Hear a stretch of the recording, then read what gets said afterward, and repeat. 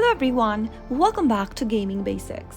In today's video, I'm going to show you how to unfriend someone on UNOTM. So let's get started. First, launch Open Your UNOTM application on your preferred device. Also make sure that you're logged into one of your accounts. After logging in, from the main home page, go ahead and tap on the Friends icon at the bottom of the screen. Now this will open up the Social tab where you can see your friend list on the screen. Go ahead and select a friend and tap on their avatar, which will then open up basic info page for the person. You'll be able to see the person's avatar, their personal information such as ID, the maximum number of trophies they've won, and other stuffs in this page. If you want to unfriend someone, all you need to do is to tap on this unfriend button in red at the bottom. Simply tap on it, and then if you want to remove the person from your friend list, tap on delete in the pop-up. Soon after you do that, you'll be able to unfriend someone on UNOTM. So that's how it can be easily done.